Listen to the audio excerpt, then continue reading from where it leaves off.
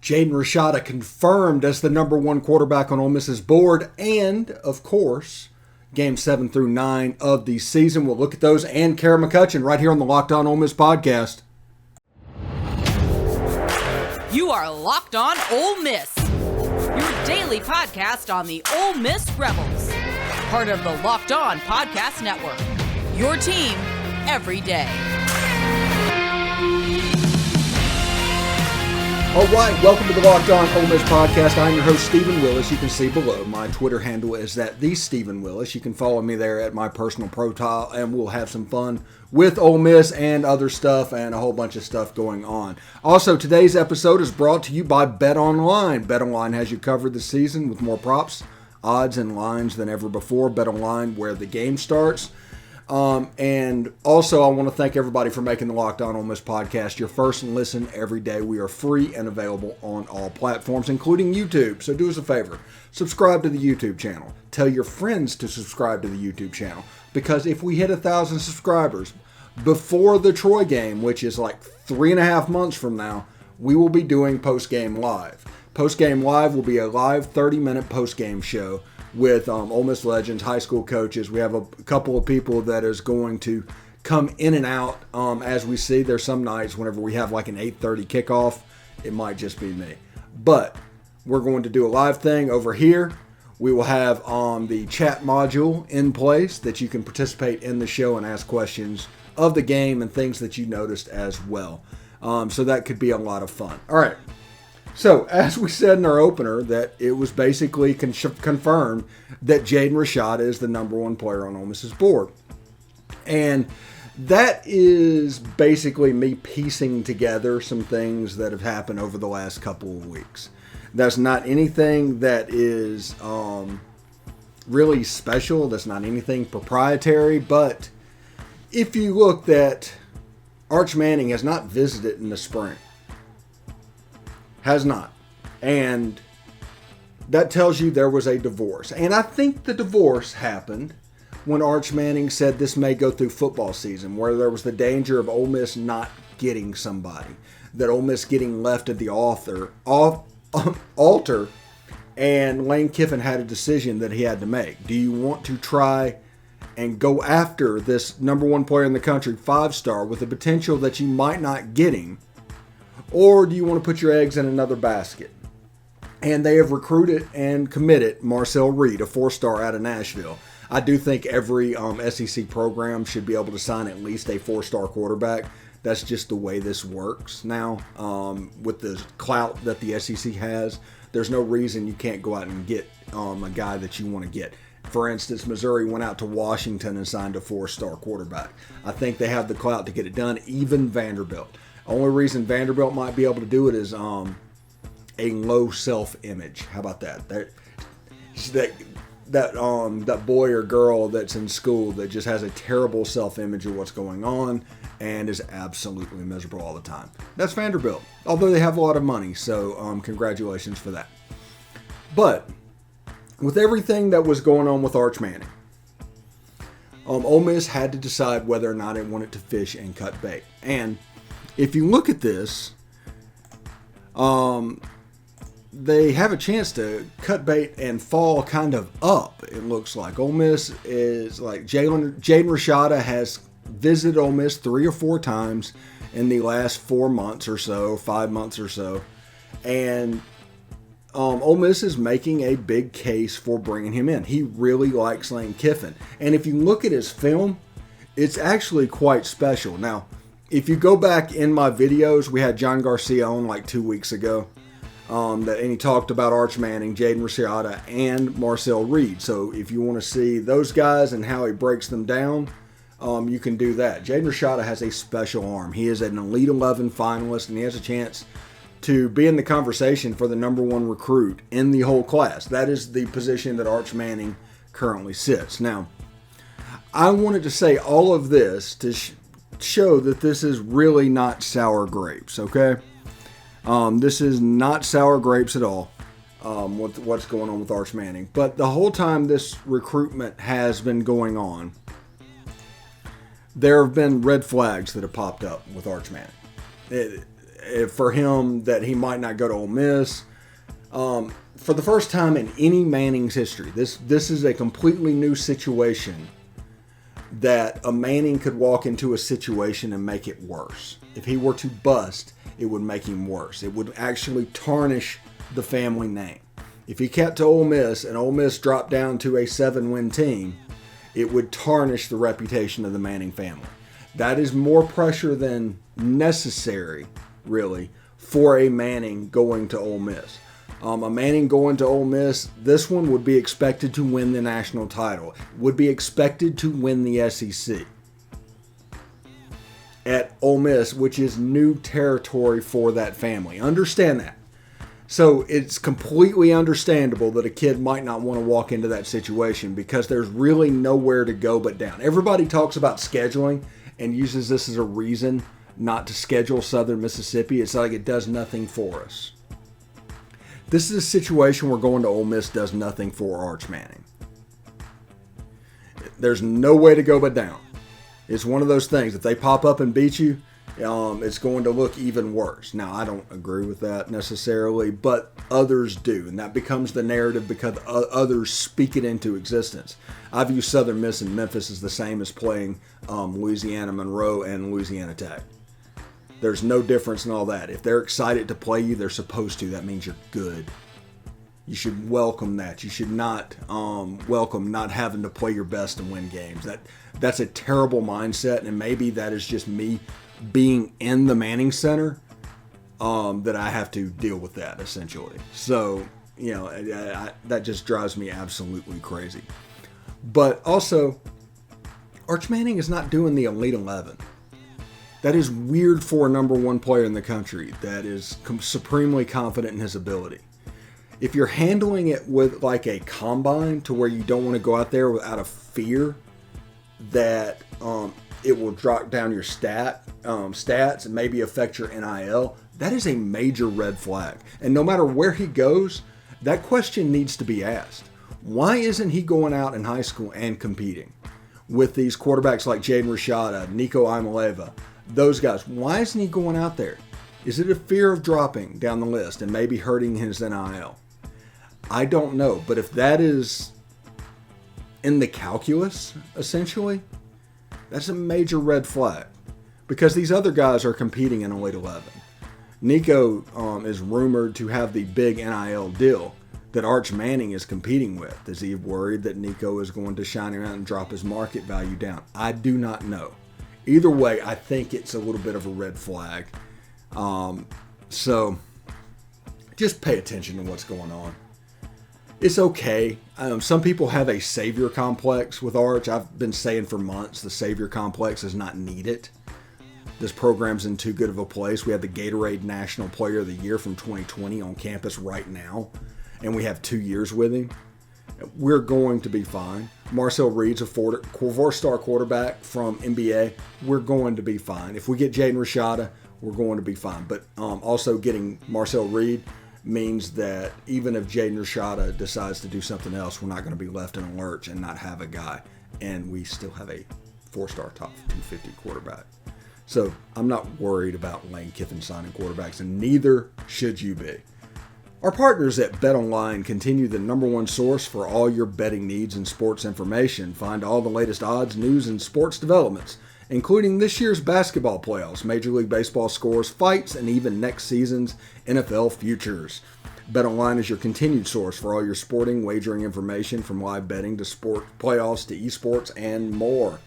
Head to the website today or use your mobile device to learn more about the trends and action. BetOnline, where the game starts. I think they have Ole Miss at like 33-1 to win the SEC, about 5th in the SEC. So if you're looking at betting futures for college football through BetOnline, that gives you an idea of where Ole Miss is expected to go. I've seen other betting futures where Ole Miss was in the top 3. So, like I said, Lane Kiffin has transformed the talent of this roster. Now, could things go wrong? Yes, they could go wrong. Will they go wrong? I don't know. Anyway, when we come back, we will talk about games 7 through 9 in the season, and then Cara McCutcheon in segment 3. Stick around. All right, thanks for making the Locked On Ole Miss podcast your first listen every day. We are free and available on all platforms. Again, make sure you go check out Locked On NBA Big Board. Host Raphael Barlow from NBA Draft Junkies and author of the NBA Big Board newsletter is joined by Richard Strayman, Sam Ferris, and Leif Thulin, giving fans an in-depth look at the NBA draft, mock draft, player rankings, and of course, big boards. It's free and available wherever you get your podcast. Okay, we're going to talk a little bit about, now the schedule is getting a little bit harder at this point. Through 5 games, the big game that we had was Kentucky. If Ole Miss gets past Kentucky, they have a chance to go 6-0. Is there a chance that another one of those games could be dropped? Of course. Like I said, it's one thing to be talented, it's quite another thing to be good. So, but if you look at games 7 through 9, you can see it kind of start to ramp up. Auburn is not supposed to be overly special. And I expect, honestly, Robbie Ashford to win that quarterback job. Auburn's probably going to be better than people are expecting because they usually aren't bad back-to-back, and they were fairly bad last year. And we dropped that game, but all of our receivers were hurt. Matt Corral got hurt. It's a game that otherwise Ole Miss would have probably won. They would have been 11-1 and probably right on the cusp of the playoff. They would probably missed it, of course, but they would have been right there. That's probably the game that Lane Kiffin sticks in his craw that lets him know that, yes, this can be done at Ole Miss. And that's the reason his whole mindset has changed. Now, the next game, it starts to get real. This is, from here, it really starts to get real, the next 4 games. At LSU on October 22nd, so close, so close. That dang LSU-Alabama game, we need to get it off the schedule. We need it to go over when they transform divisions. Ole Miss and LSU on Halloween, always on Halloween. But heck, we have kids 30 years old and younger that have never really dealt with an Ole Miss Halloween game. Ole Miss LSU Halloween game, but my goal, and will be eternally my goal, to play LSU at Halloween. The other goal is to play Southern Mississippi because to me it just doesn't matter, and I think that game should absolutely happen. It doesn't matter if they're excited to play us. That's not going to make them better. So LSU, Brian Kelly. I do think LSU eventually is going to be good. Understand that. LSU eventually is going to be good. Brian Kelly is a good coach. Has he done some cringy things? Yes, absolutely. But he's a good coach that has won everywhere that he's been. And he left Notre Dame to come to LSU. This is all stuff that needs to be remembered. Everybody seems to be forgetting it for him faking a Southern accent and booty dancing with the guys on a platform. He's a really good coach, and his scheme has proven that he works. Now, he's a little bit of a hard ass, but that's probably what LSU needs. If I remember my time with Ed Orgeron, whenever Houston Nutt took over, there was a good bit of fixing that had to happen. And I think Brian Kelly's going to have to go through something similar. And when you look at what's going on at LSU and everything's going on, you got Jaden Daniels, they got Miles Brennan at quarterback. They have a receiver problem at the moment. They're probably not where they want to be running backs wise. They had a good recruiting class because honestly, LSU is going to recruit decently. But this is the year to probably get LSU. Ole Miss traditionally plays well in Tiger Stadium. Ole Miss has never been afraid of Tiger Stadium. LSU has a massive home field advantage against every team that they play except Ole Miss. I don't know why, but Ole Miss generally plays well when they go down there. The one time they didn't was in 2014 when Ole Miss was undefeated. Game day was in town and LSU won 10-7. Still a game that Ole Miss probably should have won if Bo Wallace wouldn't have hurled in a Hail Mary at the end of the game. I think Gary Wonderlick would have potentially made that kick. And Texas A&M, this is going to be a huge game because of the signing day annex with Texas A&M signing the greatest signing class in the history of signing class, and they have all of that NIL money. And Lane Kiffin commenting about it means their fans are going to be really, really lathered up for that game. That game has a CBS kickoff written all over it. It's going to probably be a 2:30 game. And if you look at these, Auburn, I expect Ole Miss to be favored by a touchdown. LSU, Ole Miss favored by 2 or 3. And A&M is probably going to be favored by 2 or 3. Is probably we're going to be real close to a pick 'em either way, but these are games that Ole Miss can win. Even down to Texas A&M. They beat them last year. But Texas A&M is going to be a talented, good team. But Ole Miss is going to be a talented, good team as well.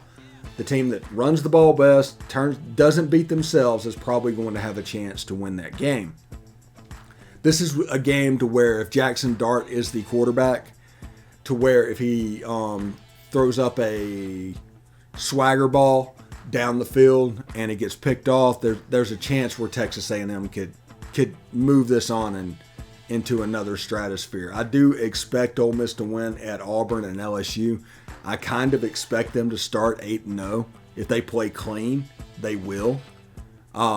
If not, they could lose to Kentucky and they could lose to LSU. So I think it's somewhere between 8-0 and 6-2. And then Texas A&M, honestly, I'm expecting a loss, but it wouldn't surprise me if they won. So, I mean, anywhere from 9-0 to 6-3 is where this team could be at this point in the season. And I think it could look like a really good situation for them, honestly. I mean, it's really hard to imagine this team falling back. Now, the next 3 games are going to be very tricky. Like I said, this team could be 9-0 to 6-3. That is their range at this point. The post-spring range of what's going on. 9-0 to 6-3. The next games is Alabama, Arkansas, and State. And going 1-2 in those games is actually very possible. So probably anywhere between 11-1 and 7-5 is on the table with this team. We'll see. It depends on quarterback play. This team is unbelievably talented. Believe me when I tell you that. This team has gone from last year having 17 or 18 4- and 5-star players out of high school to this year having like 34. They've almost doubled the blue chip talent on their roster, and I think it has a chance to be pretty interesting. It also has a chance to slowly come together to where next year is their year. We'll see exactly what happens. We'll see what goes on.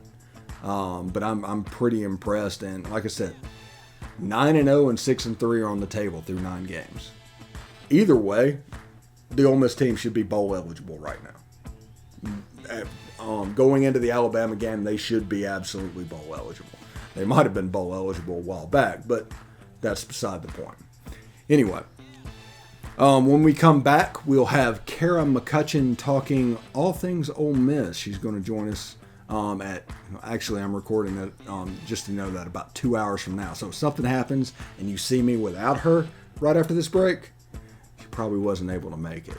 And I had to riff for 5 or 6 minutes. So we'll see how that goes. Anyway, stay tuned when we come back. Cara McCutcheon. All right, thanks for making the Locked On Ole Miss podcast your first listen every day. We're free and available on all platforms. Don't forget to rate and review us on iTunes. You can say whatever you want to say. You can say Steve is goofy and wears silly t-shirts. Just leave a 5-star review. I'm here with Cara McCutcheon. We are doing our weekly hit, talking all about Ole Miss. I don't think you came last week, so we have a little bit of catching up to do. Say again? I was saying we have some catching up. Yeah, it's catching up to do. And this show, we've talked about a little bit about I guess Arch Manning did an interview yesterday and he didn't mention Ole Miss. I think he mentioned Texas, he mentioned Georgia, he mentioned Alabama. He did not mention Ole Miss. And basically it's gotten to the point where kind of that ship has sailed in regards to Ole Miss. But Ole Miss is recruiting Jaden Rashada. They already have a commitment from Marcel Reed.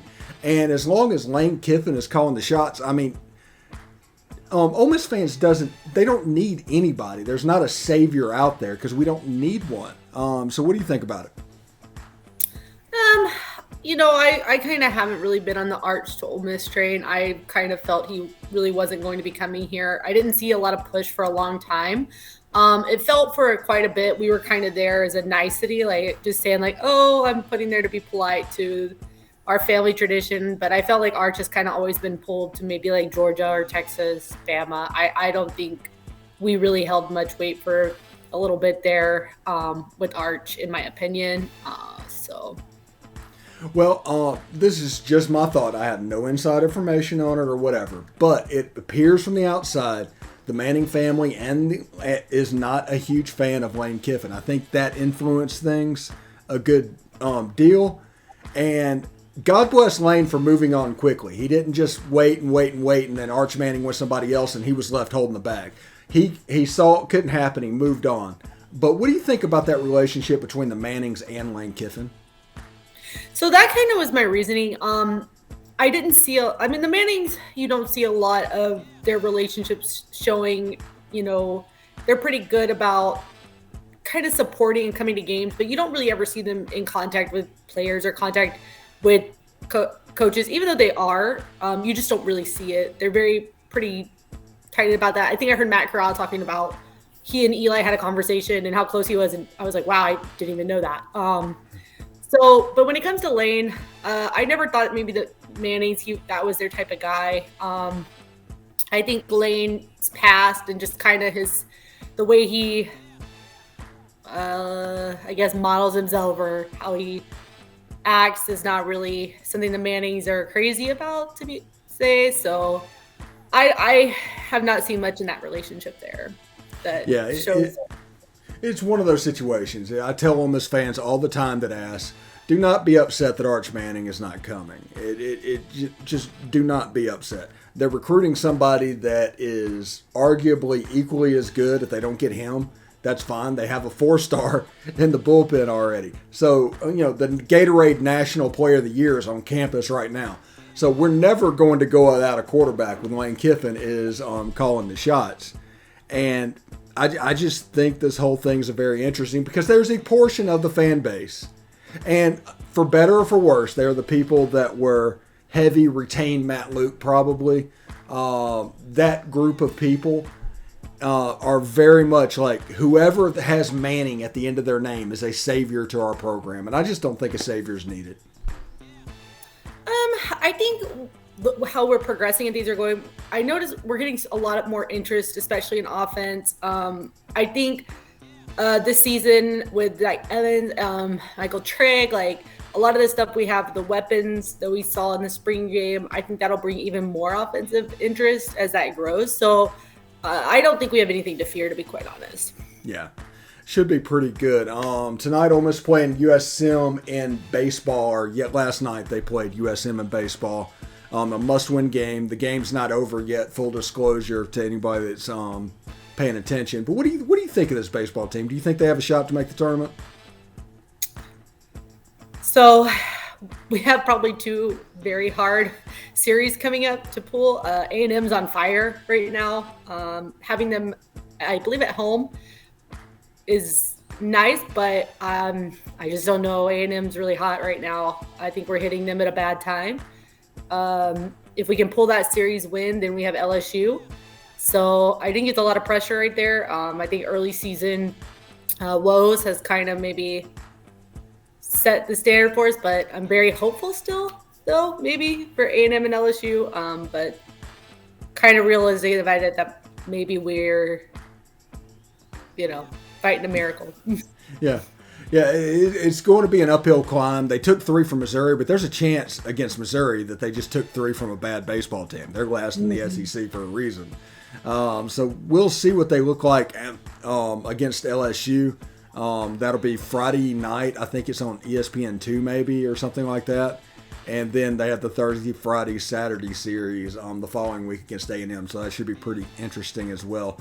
Before we get out of here, I do want to bring up basketball a little bit. We're going to bounce to football, to baseball, to basketball. Kermit right now is sitting on, I think, the number 12 class in the country for this year. And he's got transfers from Loyola, New Orleans. That's an NAI school. They won the national championship. Jackson State and Louisiana. So that's how they build, like Luis Rodriguez, Austin Crowley, all those guys are all gone. Jarkel Joyner's gone. What do you think the outlook is going to be for basketball season next year? I think Kermit has always been a really great recruiter. I think there's no denying that. I think he does a really good job of bringing guys in. I think the problem is just really producing and developing that talent. And I think last season we kind of saw again that missing factor. I know there were injuries, but I think Kermit's really on the hot seat this year, to be quite honest. And I think he's really going to have to do a lot of production, especially with losing some of those guys. So, what do you think is the bar for him to survive the hot seat this year? Oh, man. I don't want to say it's the tournament because I feel like that's still a lot of pressure, but I almost feel like it's the tournament. Yeah, it's like Bianco. It's like, get to Omaha or he's in trouble. It's like, really? Really? Yeah, I mean, I feel like where Ole Miss fans are with Kermit and their frustration or where they're talking about, I don't know if the NIT is enough. I think it's going to be any kind of seed into the NCAA tournament or he's got to go is kind of where it's at. My theory, and this is what I've been doing and for the last couple of weeks, is Ole Miss is probably 85 to 90% football-only fans. About 7% baseball and about 3% everything. And the reason that is important is because of NIL. And that's going to affect Ole Miss baseball. It's going to affect Ole Miss basketball. It's really going to be affected. Football, they're going to be able to compete, but there's going to be a problem on the basketball side and the baseball side just because people aren't going to send their money that way. They're not going to give it. They're going to invest on the high-profile football recruits because that's what they care about over a basketball player. And because of that, you're going to see teams like Arkansas. You're going to see teams like Kentucky. And people that are really investing in basketball currently, they might separate a little bit. I think, though, another thing, though, is if Current can kind of pull a great season, even Bianco turn things around. I honestly don't think Bianco is on the hot seat of something. He just signed an extension. I don't see him heading anywhere. I think that can turn around some of those things. I think seeing hopeful and moving things forward might bring in some more interest and shift maybe some donations there. And that's something that the ADA's team need to be working on. Keith Carter, there we go, and his team really should be working on. And I think some of that helps is seeing those guys produce. And I think that can start driving in a little more interest. Right now, probably not. But moving forward, if they can start moving us into the direction and just see some success and hopeful, I think it can eventually shift some attention there. Yeah, but I think as long as we're winning 10 games in football, it doesn't matter what basketball and baseball does. That money's going to flow into football because they see a chance to get to Atlanta. They see a chance to get to the playoff, and they're going to go all in because, Ole Miss might have out-of-state people that have some money and everything, but it's extensively a poor school. People don't realize that, and the enrollment is small. And because of that, they can't really compete in the NIL game. They don't have the money to do it. So they have to focus it in certain areas, and they attack the transfer portal. They do that out of necessity, I think, because they don't have enough money, and this is a way we can maximize what we're doing. It's not that we want to do it this way. We would prefer to recruit like Alabama and Georgia overall, or if Texas A&M would be a great way to go if you could New York Yankees everything, but we can't do that. But thank goodness the transfer portal is an option because we've attacked that, we saw that, and it's an avenue where I think we can be successful. I agree. I think Lane really has tapped into that, and I think one thing we'll see this year is if Lane can almost, I wouldn't say perfect this model, but can show that you can make the load up on the transfer portal happen and maintain that success where you're just reloading from the transfer portal, I think that's huge. I think that changes the game a little bit there too. Yeah, should be really good. Anyway, thank you for making the Locked On Ole Miss podcast your first listen every day. We are free and available on all platforms. Again, our next episode, we're going to continue to look at the final three opponents. Now make your second listen to the Locked On SEC show. Get all your daily SEC news in less than 30 minutes from SEC expert Chris Gordy. It's free and available wherever you get your podcast. Cara, thank you so much. I look forward to this every week, and we'll have to get back together and do it again as we're getting ready for the off season. Thank you. Howdy tighty.